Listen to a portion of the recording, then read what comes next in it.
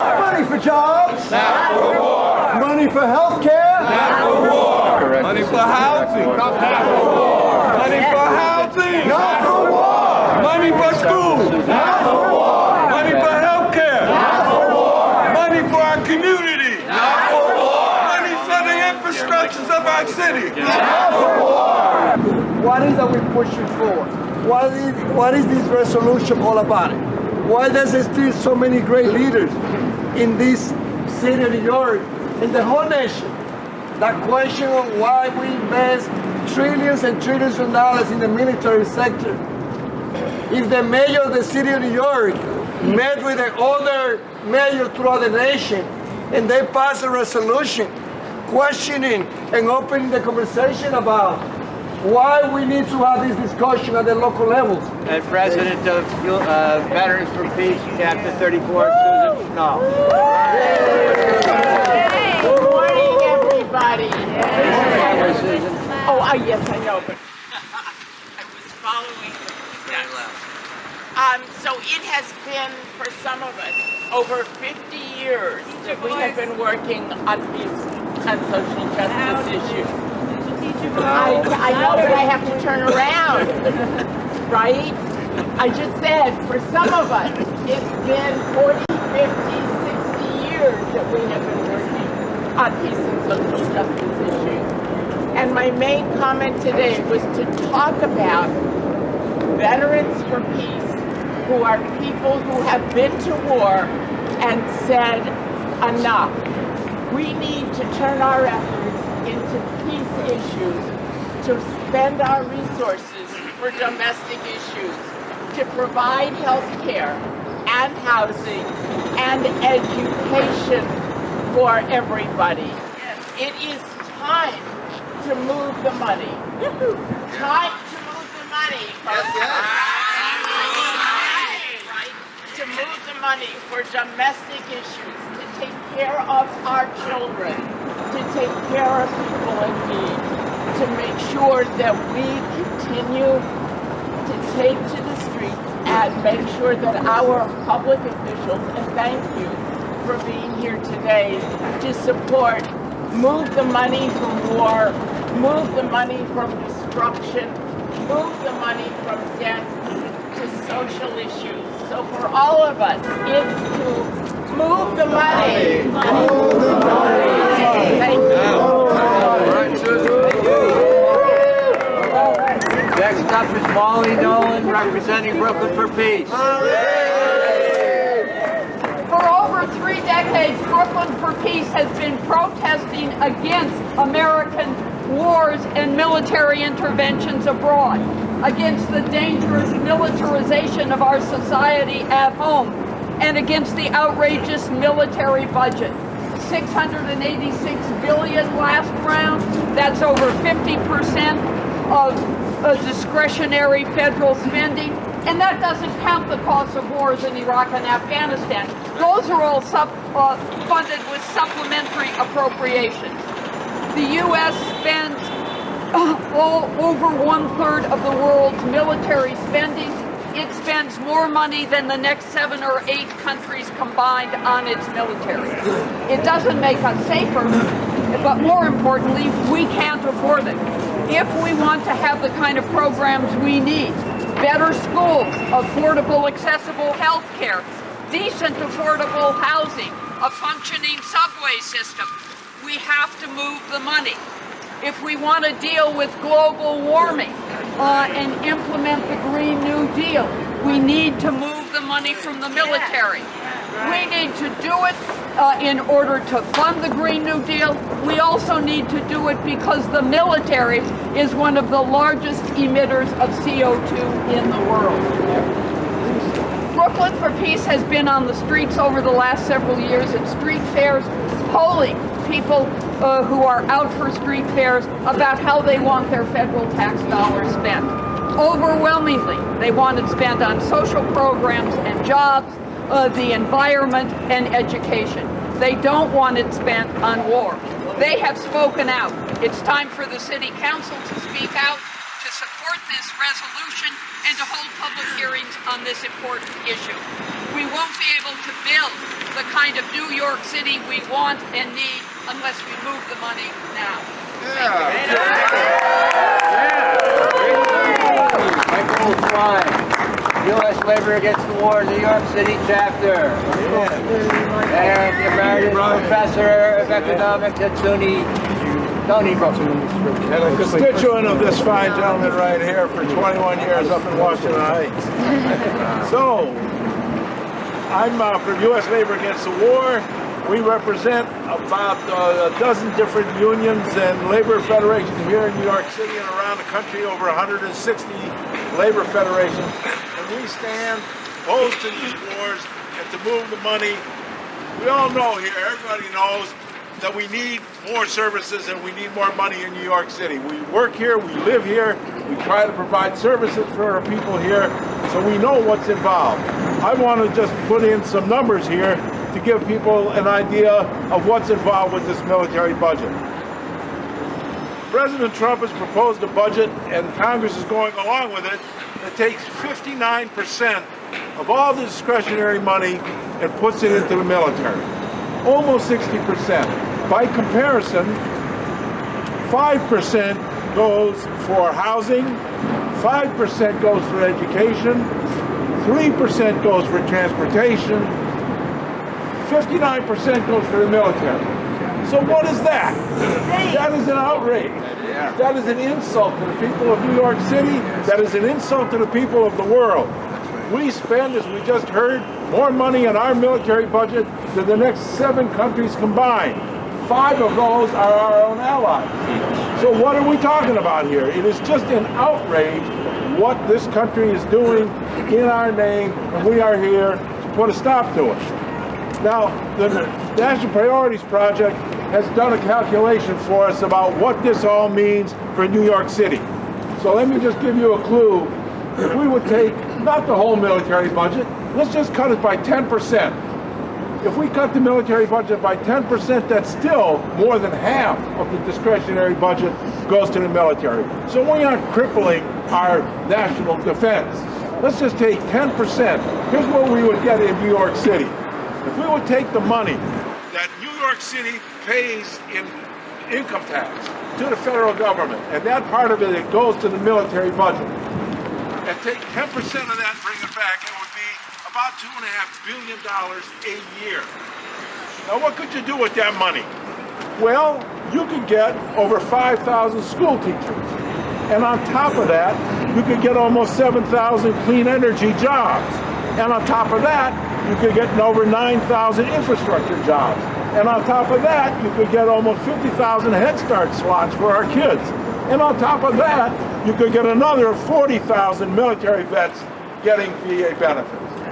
All of that, and you still have money left over from what we would give in just 10% of what we send up there. I mean, that's serious, man. This is an outrage to the people of the city of New York. Now, I want to talk about one other aspect of the military budget, and that's what's called the 1033 program. You may not be familiar with it.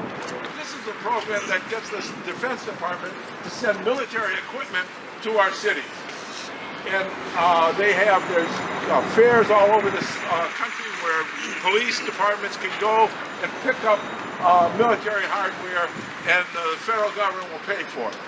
New York City has gotten 4 armored trucks valued at $65,000 each, 2 former artillery vehicles known as mortar carriers valued at more than $200,000 each, and the New York NYPD. What the hell do they need mortar carriers? But we got them here in New York just in case we're being attacked. Is that security? I don't think that's security. If the militarized police are in our communities, that is not security for those communities. And every African American in this city knows that. Every Hispanic person in this city knows that. Every white person in this city knows it or should know it. We cannot have the militarization of our police. We cannot have the militarization of our borders, and we cannot have the militarization of our foreign policy. So those things that we buy with all that military hardware, that is not security. They want to tell us, oh, the military is making us secure. Security is having a job.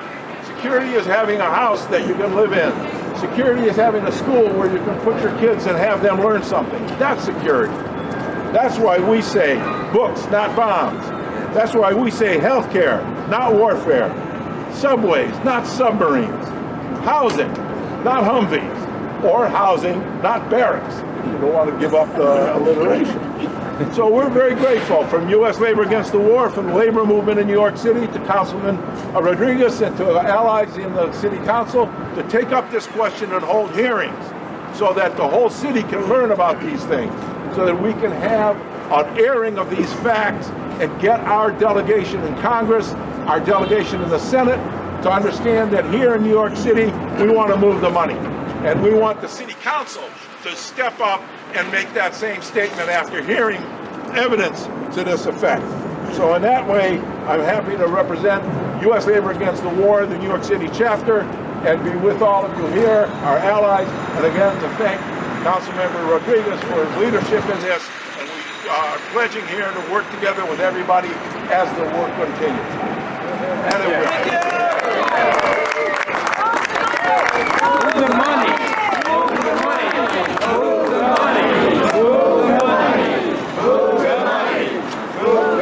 Next up is Jim Anderson, President of New York State Peace Action. Hello to this family. I am so pleased to be here. I started off this week in Buffalo, going to Geneseo County to talk to our student peace chapter, who are doing the same thing that all of you are doing, organizing to not only move the money, but to stop war.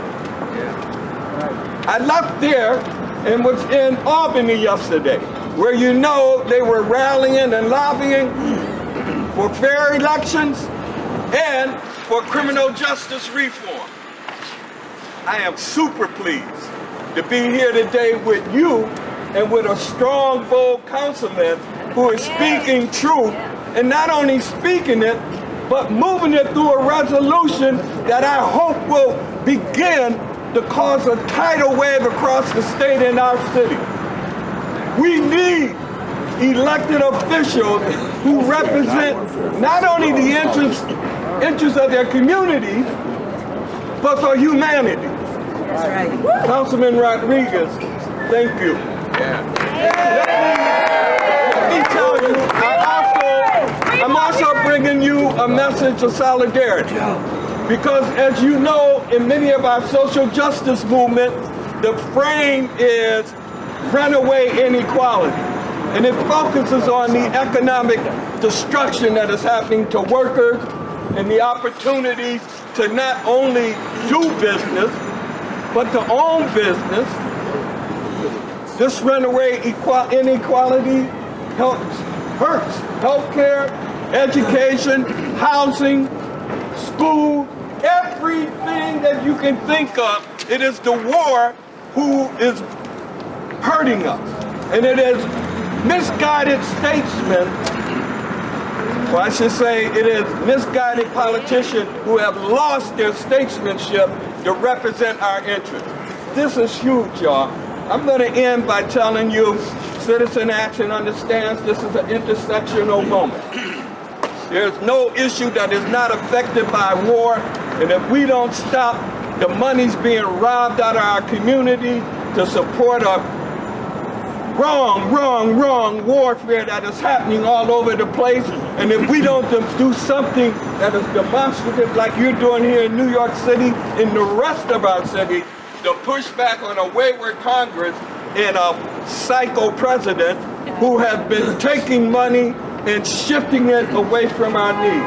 This is a great day. The sun is out. I'm happy to be here, and I'm just pleased. And we cannot lose the fire, and we cannot leave Councilman Rodriguez by himself. Right. You got 51. He's only one. Yeah. The other 50 need to come out of the dark, and you should not let them slide. Wherever you see them, you should demand that they stand up, stand with him, and support him. I'm with you. Peace be with us. Thank you.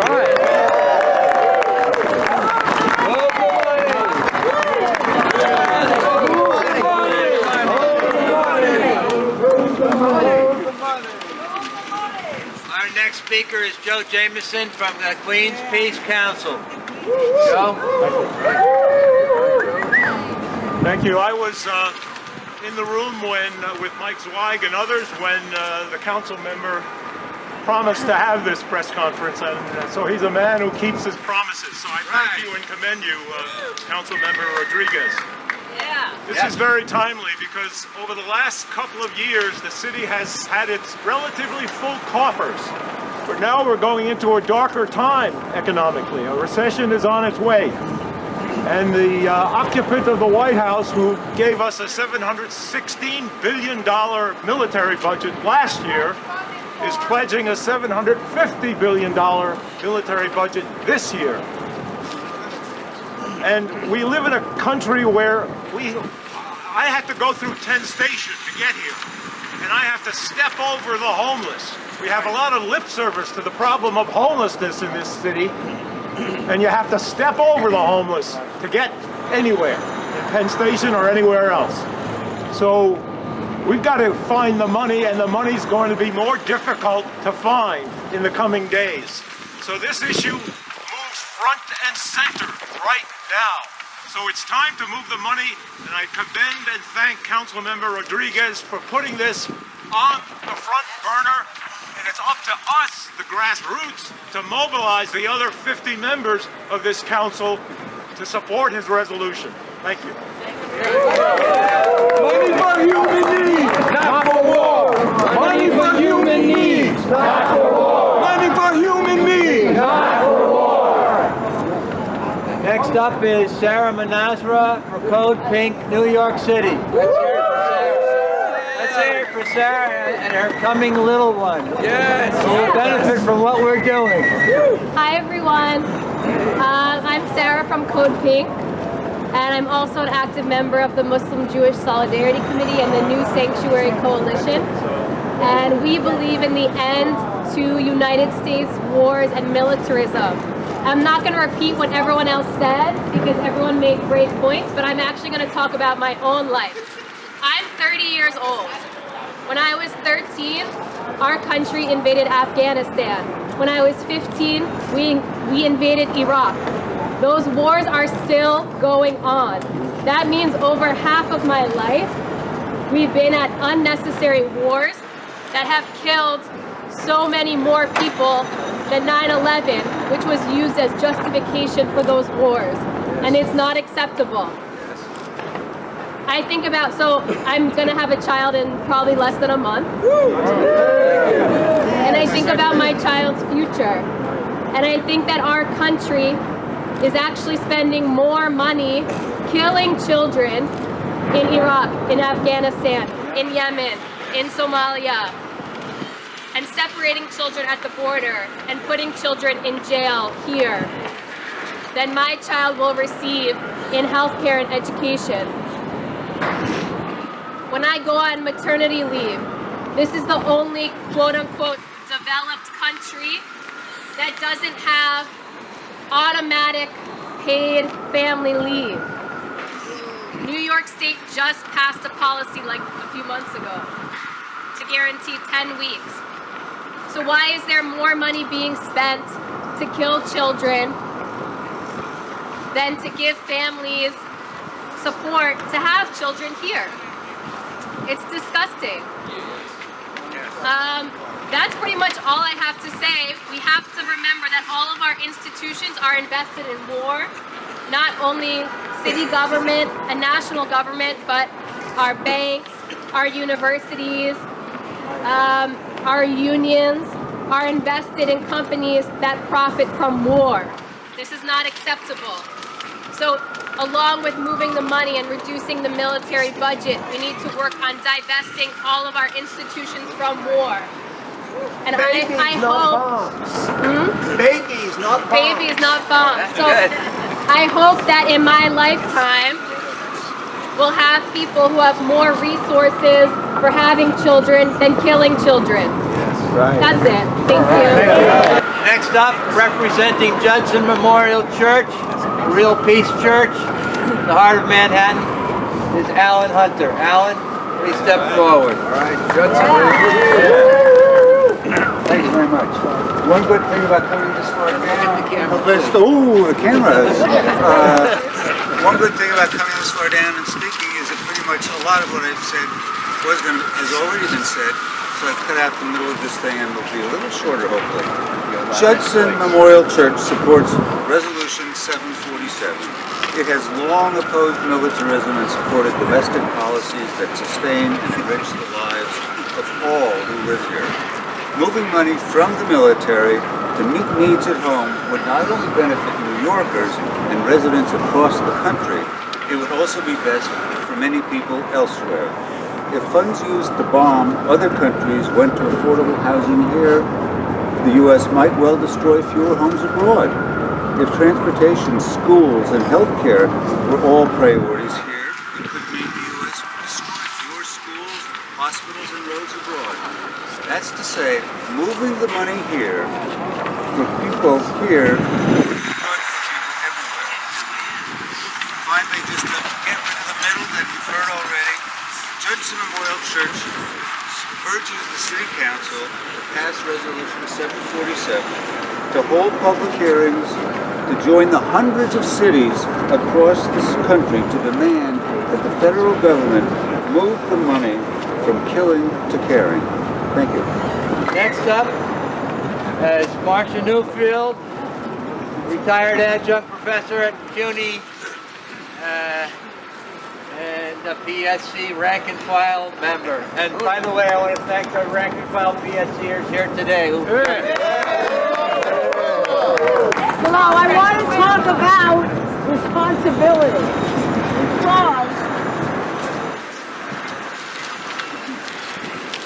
because our elected officials need to be responsible. And as an example of that, I want to talk about CUNY. Now, everybody here knows about CUNY or has been to CUNY or had a child or a friend go to CUNY. However, CUNY has been tragically underfunded so that the 23 colleges, many of their buildings are falling apart.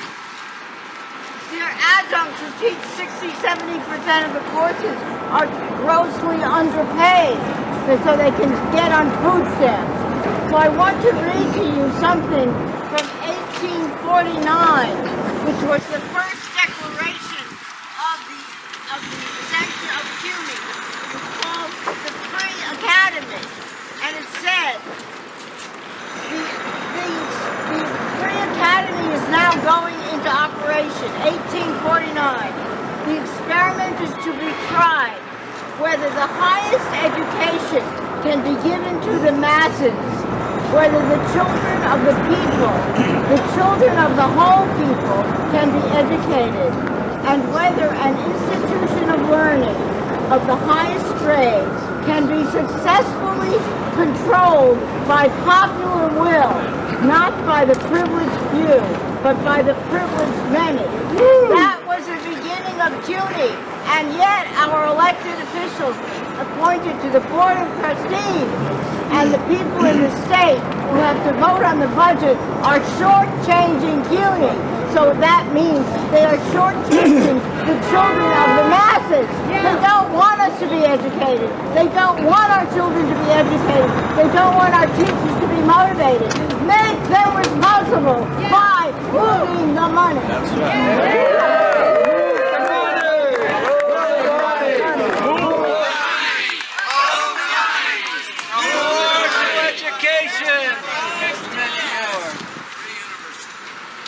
Last but not least, definitely not least, Councilman Rodriguez talked about how many of us have been in this struggle for many years, and nobody can say that more than the Granny Peace Brigade. And I want to introduce Barbara Harris, who's fighting an aspect of this fight that is very important when we think about what's going to happen to the future of our young people. Barbara. Yeah, that's absolutely right. I'm following Sarah, who talked about having babies. I'm talking about our children in high schools. I see all these signs for decent public high schools not in this war. but I don't know how many of you know about the Junior ROTC program, the Reserve Officers Training Program in New York City high schools. There are 18 programs in the 5 boroughs.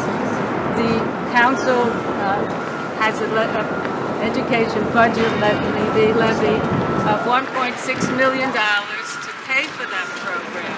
The military subsidizes it as well. The teachers are all retired military who are not certified New York City teachers. I don't know how they get away with that. The curriculum is military design. So in social studies, we learn that we teach, we win all the wars we fight. We're only in the best wars with the best soldiers. So the students are indoctrinated, as we see at football games and baseball games and video games, in our high schools, and we are supporting them. And I know that this is on the table of the council members. They understand it, and we each can just speak out about that. We want to reallocate this money to something that students need. There aren't enough guidance counselors. There aren't enough coaches. There aren't enough music programs. They've cut art. There are so many things that we can bring back, and 1.6 million can go to many schools who are underserved. So it's not a brain issue. It's an action issue that each one of us, I have grandchildren, we have children, we have great-grandchildren. That's whom we care about. And we care about, let's give them an education. That's what we care about, not a military education. Not kids parading with rifles and marching in the street. Why are they permitted to have that in the street, even if they're not real ones? So thank you very much, and do your job.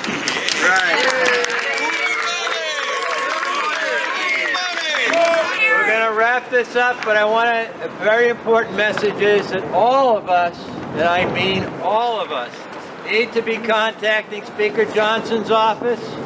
We need to keep the pushing from below if we're going to get the kind of in-depth hearings that this resolution needs to establish the base. How much money do we need for subways? How much do we need for education? How much do we need for homeless veterans who are barely alive out on our streets freezing? There's a million needs in this city, and there's billions and billions and billions of dollars that the military is grabbing that we need right here down on our streets and in our communities. Call Speaker Johnson's office, call each of your council people, write to them. We have just begun to fight. Councilman Rodriguez, thank you so much.